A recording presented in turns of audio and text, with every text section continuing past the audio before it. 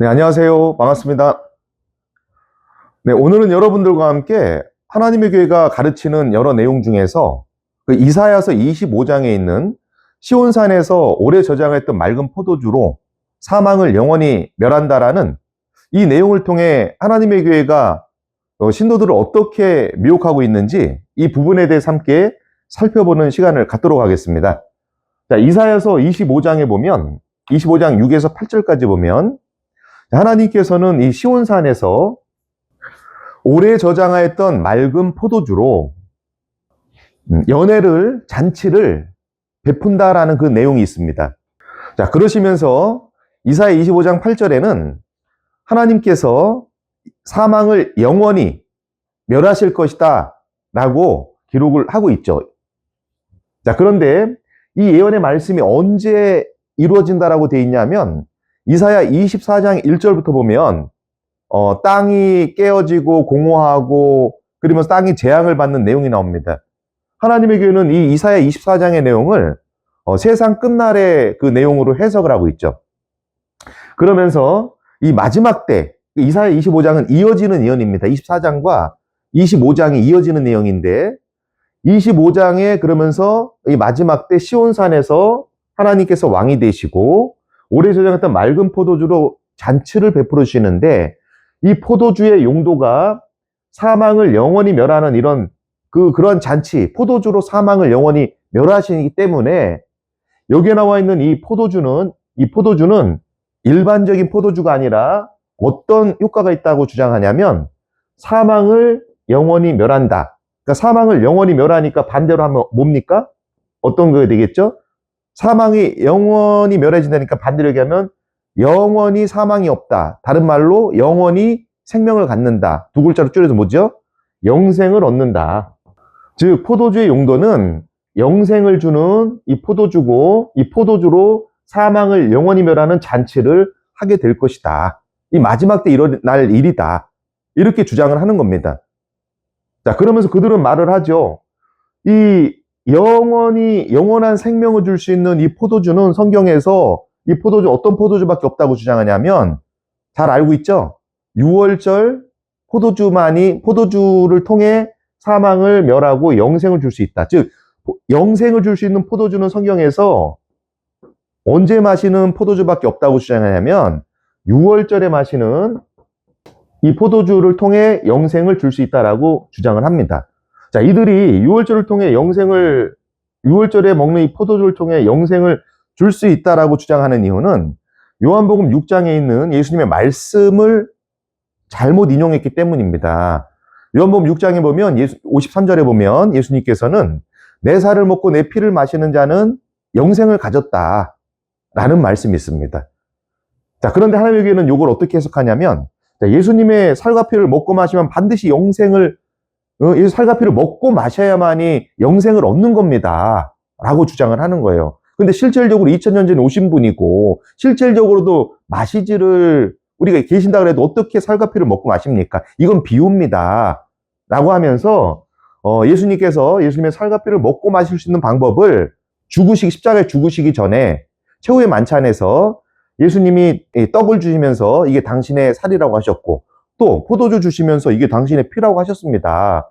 그래서 이 최후의 만찬에 이 떡과 포도주를 먹고 마시면 예수님의 살과 피를 먹고 마시게 되는 것이고, 이 최후의 만찬은 유대력 1월 14일에 행하는 6월절이었기 때문에, 그래서 매년 6월절마다 그 떡과 포도주를 먹고 마시면 예수님의 살과 피를 먹고 마시게 되어서 영생을 얻게 되는 겁니다. 라고 주장을 합니다. 근데 우리 지난번에 살펴봤듯이 이 최후의 만찬은 6월절이 아니죠? 예수님은 요한복음 19장 14절에 보면은 어느 날에 돌아가셨습니까? 어느 날에 십자가에 달리셨죠? 6월절 예비일 날이에요. 예비일이라는 것이 뭡니까? 6월절 되기 전이라는 겁니다.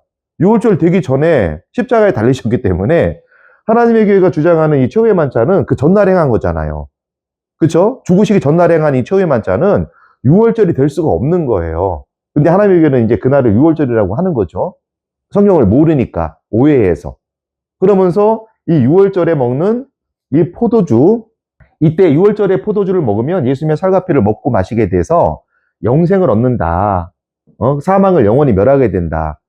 그래서 이사야 25장에 있는 오래 저장하였던 이 맑은 포도주, 이 잔치를 베푸는 이 포도주, 이 포도주는 다른 포도주가 아니라 6월절의 포도주고, 오늘날 이 예언은 마지막 때, 이사야 25장은 24장과 연결되는 예언이기 때문에 마지막 때 일어날 예언이다. 세상 끝날에. 그래서 이거는 오늘날 세상 끝날 한국에 있는 하나님의 교회 안에서 6월절을 지키면서 영생을 얻게 되는 그러한 예언을 이사야가 보고 예언을 한 것이다 라고 주장을 하는 겁니다. 그러면서 오래 저장하였던 이 맑은 포도주라 했기 때문에 왜 오래 저장했는지, 오래 저장했다라고 이렇게 표현했는지 아느냐, 이렇게 얘기를 해요. 자, 이 6월절이 2000년 전에 지켜졌지만 325년 니케아 회의에서 폐지가 되었기 때문에, 그리고 1700년 만에 다시 지켜진 거기 때문에, 그래서 오래 저장했다라는 표현을 쓰는 것이다. 그냥 포도주가 아니라 오래 저장한 포도주라고 쓴 이유가 1700년 만에 다시 6월절을 지켜서 영생을 주는 거기 때문에, 그래서 오래 저장했다라는 이런 표현을 쓰는 것이다 라고 신도들을 가르칩니다. 자, 그럼 계속 말씀드리지만, 하나님의 교회 신도들은 하나님의 교회 들어오기 전에 성경을 공부했던 사람들이 아니잖아요. 그리고 우리 개신교 목사님들도 이 성경을, 이 내용을 보고 이거에 대해서 반론을 할 수가 없어요. 우리 목사님들 생각을 해보세요, 각자. 자, 하나님의 교회가 이런 식으로 주장합니다. 이거에 대해서 어떻게 반론할 수 있을까요? 목사님들이 반론을 못하고 있고, 하나님의 교회 신도들은 하나님의 교회 들어가기 전에 성경을 공부해 본 사람들이 아니고, 알 수도 없고, 그러니까 하나님의 교회에서 말하는 내용을 그대로 믿을 수밖에 없는 거예요. 정말로 보니까 오래 저장했던 맑은 포도주 잔치 베푸시고, 야, 사망을 영원히 멸하신다 하셨고, 성경에 보니까 요한복음 6장에 보니까 예수님의 살갑게 먹고 마시면 영생 얻는다 하셨고, 실질적으로 먹고 못 마시니까 최후의 만찬, 떡과 포도주 먹고 마시니까 그날에 떡과 포도주 먹고 마시면 예수님의 살갑기를 먹고 마시는 것이고, 성경이 언뜻 보면 6월절처럼 보이고 그날이. 그러다 보니까 이 내용을 들으면 하나님의 교회 신도들이 이 내용에 중독성 있게 빠져들어가는 거예요. 자, 하나님의 교회는 이사야 25장 이 내용 있죠? 이사야 25장 이 내용을 되게 중독성 있게 빠져들어갑니다. 어떤 결정타예요. 이 안상홍의 어떤 그 교리의 결정판이 바로 이사야 25장이라는 겁니다. 이걸로다가 오래 저장했던 맑은 포도주 6월절, 마지막 만찬, 정말 6월절 찾아지는구나. 하나님의 교회가 성경의 예언대로 세워졌구나. 라고 하나님의 교회 신도들이 결정적으로 믿게 되는 그 성경 구절이 바로 이사야서 25장입니다. 이 되게 중요한 내용이에요. 근데 이거에 대해서 우리 이단 상담 하시는 그 목사님들이나 누구 하나 이거에 대해서 정확하게 반론을 못하고 있다는 겁니다. 하나님의 교회 신도들도 이거에 대해서 반론을 들어본 적도 없죠. 자, 그럼 이사야 25장의 이 내용, 이들의 주장이 맞을까요? 정말로 이 오래 저장했던 맑은 포도주가 6월절 포도주고, 그리고 6월절 포도주로 사망을 영원히 멸해서 영생을 주는 게 맞을까요? 그들의 주장이 맞을까요? 아닙니다. 자, 하나님의 교회의 가장 안 좋은 점, 정말 맹점, 그게 뭐라고 했죠? 하나님의 교회는 성경을 앞뒤 전후 구절을 안 읽어요. 읽더라도 자기들이 필요한 것만 봅니다. 그런데 이 성경에는 앞뒤 전후 구절을 읽어보면 이 맥락이 뭔지를 이해할 수 있게끔 다 돼 있어요, 내용이. 여러분들이 못 봐서 그런 겁니다. 하나님의 교회 신도분들, 지금부터 한번 잘 봐보세요. 그리고 우리 목사님들도, 자, 이게 뭔 뜻인가? 이 오래 저장했던 맑은 포도주로 연회를 베푼다. 그리고 사망을 영원히 멸한다. 이게 도대체 무슨 뜻인가? 이거를 잘 한번 귀를 열고 눈을 크게 뜨고 한번 보시기 바랍니다. 자, 이사야 25장은 이사야 앞에 보면 이사야 24장부터 이어지는 거예요, 내용이. 그래서 이사야 24장 1절부터 보면 어떤 내용이냐면 24장 1절, 자, 이 내용이 뭐냐? 땅이 혼동하고 공허하고 깨어지고 갈라지고 이 땅에 재앙을 막 내리시는 거예요, 하나님께서. 이 재앙의 시작, 마지막 때 재앙이 일어날 것이다. 이 재앙에 대한 예언입니다. 그러면서 재앙이 시작이 되면 이 7절부터 쭉 보면 이 앞에 내용이 있어요. 그래서 7절부터 이제 11절 정도까지 보면 어떤 내용이냐면 그런 내용이 있어요. 포도주가 마르고 포도나무가 시든다. 자, 어떤 내용이냐면 포도주가 마르고 포도나무가 시들고, 그리고 수금이나 이런 악기를 쳐도 슬프고 기쁨이 다 사라진다. 이런 내용이 있습니다. 이 포도주가 마르고 포도주 나무도 말라버립니다. 포도주도 마르고 악기를 치고 막 해도 기쁨이 사라지고 슬프다는 거예요. 이 악기는 어디에서 치는 겁니까? 다 이거? 잔치집이잖아요. 포도주도 다 어디서 마시는 겁니까? 이스라엘 보면 잔치집에 가면 항상 뭐가 있습니까? 악기가 있고 포도주를 마시잖아요. 자, 이런 내용이 기록돼 있어요. 그러면서 쭉 보면 또 뭐가 있냐면 노래도 사라진다. 노래 어디서 부르는 거예요? 다 연애 잔치집이잖아요. 노래도 사라지고 그리고 또 포도주도 포도주도 마시지 못하고 그리고 또 뭐라고 되어 있습니까? 포도주가 없고 기쁨이 소멸됐다. 기쁨이 소멸됐다고 나와요. 자, 그러면 자, 봐보세요. 이사야 24장 1절부터 보면 마지막 재앙의 때가 내려올 것이다. 마지막 재앙이 시작될 것이다.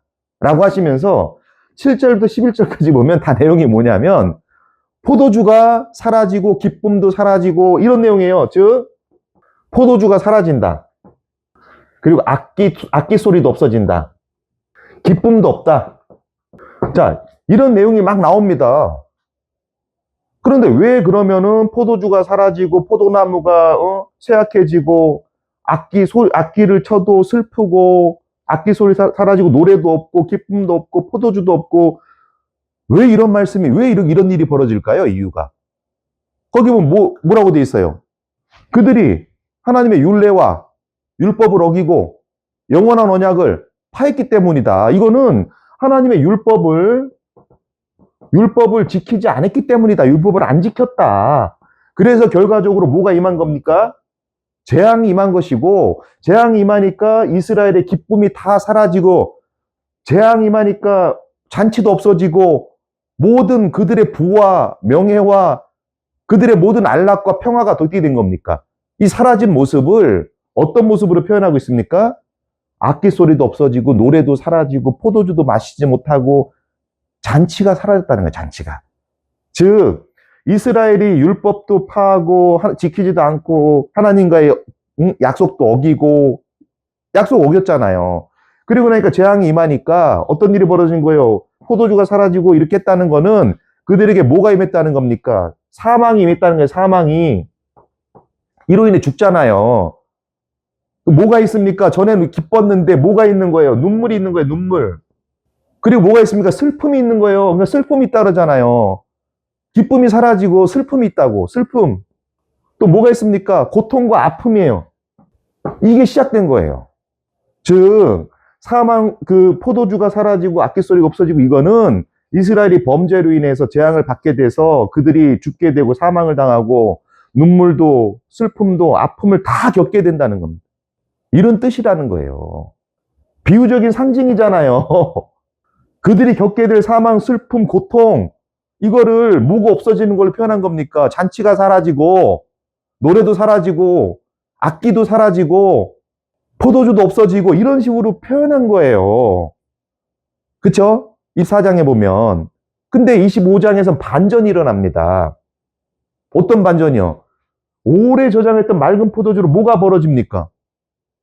잔치가 일어나는 거예요. 연애가 일어나는 거예요. 연애가 사라진 이유는 하나님의 율례와 율법을 범해서 그래 재앙이 임해서 그들의 모든 부와 명예와 모든 희락이 다 끝난 겁니다.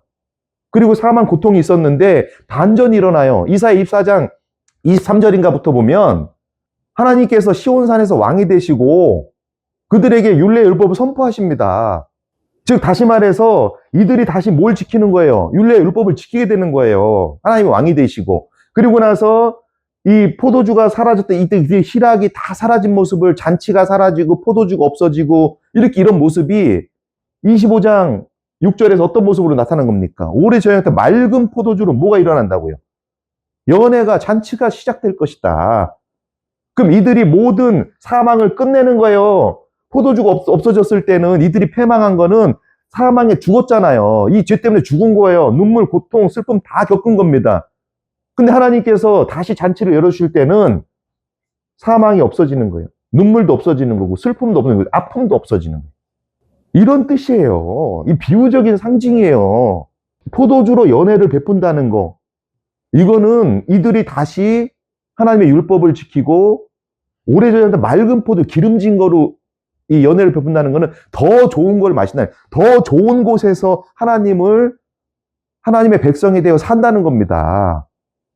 회복을 말하는 거예요. 이거는 진짜 포도주가 아니고. 하나님의 신도분들 아시겠어요? 그리고 이 하나님의 교회는 오래 저장했던 맑은 포도주로, 이 포도주가 사망을 영원히, 즉 영생을 주는 포도주다, 이런 효과가 있다라고 그렇게 주장하잖아요. 근데 이사야 25장 6절부터 8절 잘 읽어보세요. 어떻게 돼 있나. 자, 잔치를 베푸신다. 연회를 베푸세요. 그리고 백성들의 가려진 면박과 그 휘장을 다 제하시죠. 그리고 나서 25장 8절은 뭡니까? 하나님께서 사망을 영원히 멸하실 것이다 라고 하신 거예요.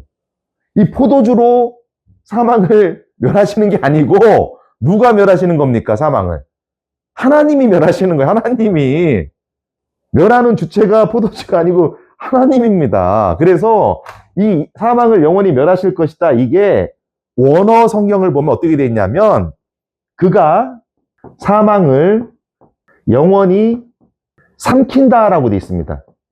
자, 사망을 영원히 멸하실 것이다라는 것이 이브리 원어 성경을 보면 그가 사망을 영원히 삼킨다라고 돼 있는 게 원어예요.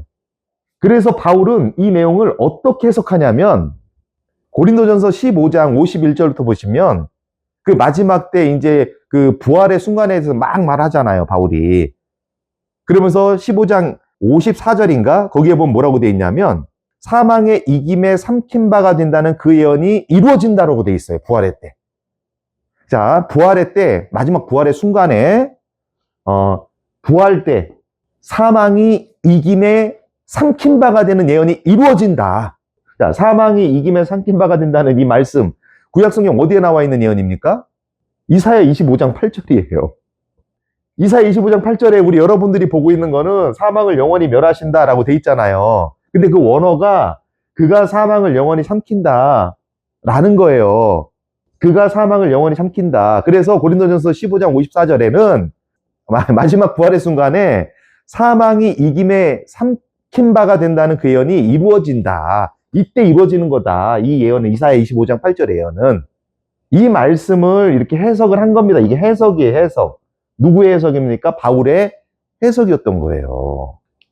이거 뭐 하나님의 교회처럼 현재 하나님의 교회가 6월절을 지키는 이 장면이 이사야 25장 8절에 대한 이 해석이 아니고, 바울은 증거하기를 마지막 부활의 순간에 이사야 25장 8절, 이 사망을 영원히 삼킨다는 예언이 그때 일어난다 라고 이렇게 예언을 해석을 한 겁니다. 그러니까 여러분들이 성경 이런 원어나 이 전후 문맥이나 이런 걸 못 보시니까 그냥 6월절로 그냥 그렇게 가르쳐주면 그렇게 속는 거예요. 그날이 6월절이다 그러면 하나님의 교회 그 말을 믿을 수밖에 없어요. 성경을 모르니까 반박을 못 하는 겁니다. 그러면 마지막 부활의 순간에 우리가 알아야 될 거는, 그 하나님은 어떻게 사망을 멸하실까요? 어떻게 영생 주시는 걸까요? 어떻게 살리는 거죠? 자, 부활이 중요해요, 부활. 왜? 이 이사야 25장 8절은 마지막 이 부활 때 일어날 모습이라고 분명히 증거합니다. 그렇기 때문에 하나님께서, 예수님께서 우리를 어떻게 죽은 자를 살리시는지를 그 방법을 알아야 돼요. 자, 누가 영생을 주시겠다 하신 거냐면 하나님이에요. 그럼 하나님께서 마지막 부활의 순간에 어떻게 죽은 자를 살리셔서 영생을 주시는지 그 정확한 원리를 성경을 통해서 알아야 됩니다. 정말로 이 포도주를 통해서, 유월절을 통해서 주시는 것인지 아니면 다른 방법이 있는지를 봐야 되는 거죠. 자, 성경에 보면, 요한복음 6장에 보면 하나님의 교회 주장처럼 53절에 예수님의 살과 피를 먹고 마시면 영생을 주신다라고 하셨어요. 그러면서 언제 살리신다 하셨습니까? 마지막 때 언제예요? 부활 때요, 부활 때. 부활 때 살리신다. 그러시면서 요한복음 6장 63절에 뭐라고 하셨습니까? 내가 너희에게 이른 말은 영이다, 영. 영이고 이 말이 생명이라는 거예요, 생명. 자, 내 살을 먹고 내 피를 마시면 영생을 갖는 거야. 이 살과 피, 예수님의 살, 이 피는 뭐라고요? 이게 바로 영이라는 거예요, 영. 자, 이거 영이야, 영. 이해가 안 되죠, 좀? 예수님의 살과 피 먹고 마시면 영생 얻는다. 이 말씀은 요한복음 6장 23절에서 이 말씀은 영이라는 거예요. 영. 영이고 생명이라는 겁니다. 그러면서 뭐라고 하시냐면, 살리는 것은 뭐라고 돼 있습니까? 영이요, 육은 무익하다. 살리는 게 뭐예요? 살리는 거. 살리는 이는 누구라? 살리는 이. 살려주시는 이는 누구라고요? 영이라는 거예요. 영. 살과 피는, 이거는 영을 말하는 거야. 영이고 생명이야. 이 살과 피는 진짜 아니다. 그러면서 6장 23절에서 살려주시는 이는 영이시고 누군가가 우리 살려주신다는 거예요. 그런데 이 살과 피가 살려주신다 하셨는데 이거는 살려주시는 영이라는 거예요. 영. 이거 영이니까 육은 무익하다. 이건 영은 진짜 살과 피가 아니라 살려주시는 이, 살려주는 영, 살려주시는 영을 뜻하는 거야 라고 말씀 주신 거예요. 좀 어렵죠? 어렵게 말씀하셨어요. 일부러. 쉽게 얘기하면 다 깨달으잖아요. 정말 회개하는 사람들만 깨닫게 하시기 위해서 이렇게 비유적으로 막 숨겨놓으십니다. 근데 이제 마지막 때는 개봉을 다 하게 하시겠죠? 이 말씀의 뜻도. 그러면 이 살려주시는 이가 영이에요. 자, 우리 사람은 육체와 영으로 돼 있죠? 근데 여기서 말한 이 영은 사람의 영혼이 아닙니다. 살려주시는 영혼이 온다는 거예요. 살려주시는 영이 오신다는 겁니다. 영. 우리를 살리시기 위한 영이 온다는 거, 오신다는 거예요. 어떻게? 살과 피로 오신다는 거예요. 비유적으로. 그래서 로마서 8장 11절에 어떤 말씀이 있습니까? 로마서 8장 11절에. 예수님을 살리신 그 영이, 그 성령이 너희 안에 있다면 너희가 마지막 날에 다시 살아나게 될 것이다. 예수님을 살려주신 그 영이, 그 성령이 너희 속에도 있다면 너희가 그 영으로 말미암아 마지막 날에 어떻게 된다고? 다시 살아날 거라고. 살려주시는 이는 성령이에요. 성령. 우리가 사는 것은, 자, 여기서 예수님의 살갑이라고 하지만 이거는 실제 살갑이가 아니라 이거 영이야. 영. 그거. 그 영을 뜻하는 거야 라고 하신 겁니다. 살려주시는 영이야. 그런데 바울은 이 살려주시는 영이 누구라고 했냐면 로마서 8장 11절에서 성령이라고 한 거예요. 영, 성령. 성령이 우리 안에 있으면 우리가 마지막 날에 사는 겁니다. 다시 부활하는 거예요. 이 살갑이는 실제 살갑이가 아니라 그래서 성령을 말하는 거예요. 성령. 자, 요한복음 6장 40절에 뭐라고 하십니까? 요한복음 6장 40절에. 하나님의 뜻은 뭐예요? 아들을 믿게 하여 영생을 얻게 하려는 것이다. 믿는 자는 영생을 가졌다. 그래서 언제 살리신다 하셨어요? 마지막 날에 살리는 이것이라 하신 거예요. 살리는 거다. 하나님의 아들을 믿고 뭡니까? 하나님의 아들은 예수님이셨죠? 예수님으로 오신 거죠? 그렇게 예언적으로. 예수님을 믿고자 하는 것, 믿게 한 것은 영생을 줘서 언제 살리신다? 마지막 날에. 믿는 자들만이 영생을 얻었다는 거예요. 믿는 자만. 그 믿는 게 뭐예요? 살과 피를 먹고 마시는 거. 그쵸? 그 믿는 자들에게 요한복음 7장에 보면은 7장 37절부터 보면은 무엇이 임한다고 되어 있습니까? 성령이잖아요. 거기 보면은 나를 믿는 자는 그 성경에 이른과 같이 그 배에서 생명수가 흘러난다 강처럼. 이거는 예수님 믿는 자들이 받을 뭐에 대해서 말한 겁니까? 성령이에요. 성령. 믿는 자가 성령을 받는 거예요. 예수님께서 우리를 마지막에 살리시는 것은 예수님을 살리신 그 성령이 너희 안에 있으면 마지막에 사는 겁니다. 근데 예수님은 살과 피를 먹고 마시라 하셨죠? 이거는 영이다. 이건 살리는 영이, 살과 피는 실제 살과 피가 아니라 이 살과 피가 바로 살리는 영이다. 이건 영적으로 봐라. 성령을 뜻하는 거예요. 성령이 오시는. 그래서 살과 피를 먹고 마시면 너가 내 안에, 내가 너 안에 어떻게 된다는 겁니까? 서로 한 몸이 된다. 그러니까 요한복음 14장에서 이 살리는 영이 누군지를 보여주시는 거예요. 14장 17절에서 내가 갔다 다시 와서 너희 속에서 너희 몸 안에 내가 함께 거할 것이다. 그러면서 20절인가 보면 뭐라고 되어 있습니까? 그때 너가 내 안에, 내가 너 안에 한 몸을 이룰 것이다.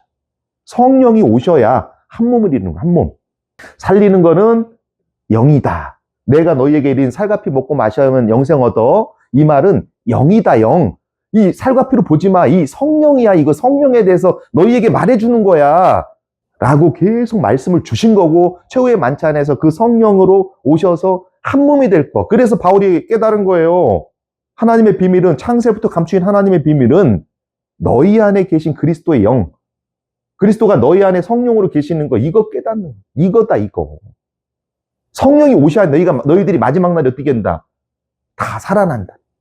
근데 그 성령은 어떤 사람들이 받는다 하셨습니까? 안식일 지키는 사람들이에요? 유월절 지키는 사람들이에요? 이사야 59장 20절 보면 어떤 사람들이 성령을 받는다 하셨습니까? 회개하는 사람들, 회개하는 사람들에게 하나님의 성령이 임해서 그들의 입에서 하나님의 말씀이 떠나지 않게 하겠다라고 하신 거죠. 그리고 그들은 마지막 날에 살아나게 될 것입니다. 우리 여러분들, 하나님의 신도분들 잘 들으세요. 이사야 25장에 나와 있는 여러분들이 결정적으로 중독성 있게 세뇌를 받고 있는 이 내용은 오래 저장했던 맑은 포도주는 이 연회를 베푸는 이 포도주는 6월절이 아니에요. 이거는 앞에서 24장부터 보면 비유입니다. 이스라엘이 하나님의 율례와 율법을 어겨서 재앙을 받았을 때는 포도주도 사라지고 잔치도 사라지고 노래도 사라지고 악기 소리도 사라지고 기쁨도 사라지고 모든 게 사라지는 비유예요. 그래서 이 율례와 율법을 어겼기 때문에 그들이 사망을 겪게 됐고 눈물, 고통, 슬픔 이걸 겪게 된 겁니다. 그런데 이사야 25장 6절에서 오래 저장했던 맑은 포도주로 연회를 베푸신다는 것은 그들에게 다시 뭡니까? 하나님이 함께 하시고 그들과 함께 하시기 때문에 그들을 다시 회복시켜 주시고 이 재앙에서 건져 주시고 그렇기 때문에 사망도 없고 눈물도 없고 슬픔도 없고 고통도 없다고 이렇게 말씀을 주신 거예요. 이런 비유적인 표현이라 이건 오래 저장했던 맑은 포도주는 6월절 포도주가 아닙니다. 그리고 이 원래 이 영원히 사망을 멸하신다는 이 원문은 그가 하나님의 사망을 영원히 삼킨다라는 뜻이에요. 삼킨다.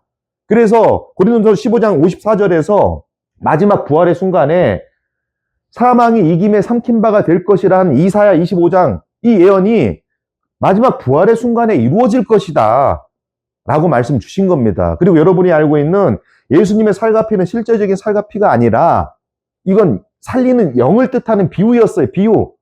살려주시는 영. 그래서 로마서 8장에 보면 그 살려주시는 영이 누구냐면 성령이에요. 성령. 성령이 우리 안에 계시면 우리가 마지막 날에 다시 살아나는 겁니다. 이런 깊은 뜻이 있는데 여러분들이 성경을 모르기 때문에 당연히 모르죠. 근데 모르는 건 죄가 아닙니다. 연구를 하시라는 거예요. 연구를 하셔서 본인들이 뭘 잘못 이해하고 있는지 그걸 정확히 알아서 그곳에서 나올 수 있게끔 본인 스스로 뭐 해야 됩니까? 이제 빠져나올 노력을 하시라는 거예요. 모르는 건 죄가 아니에요. 분명히 잘못됐어도 그거에 대해서 의심을 안 하고 거기서 안주하고 그 안에서 지역장, 구역장 시켜주고 전도사 시켜주니까 좋아가지고 권력에 맞봐가지고 권력 때문에 못 나오고 있다면 그건 여러분들의 죄악입니다. 그거는. 하나님의 목사들, 2세들, 그리고 동역, 지역장, 직분자들 정신 차리세요. 성경 단순하지 않습니다. 여러분이 생각하는 것만큼 성경 단순하지 않아요. 이 앞뒤 구절 다 보셔야 하고 성경을 정확히 보셔야 됩니다. 자, 부디 이 내용을 잘 이해하셔서 연구하셔서 그곳에서 벗어나시길 바라겠습니다. 감사합니다.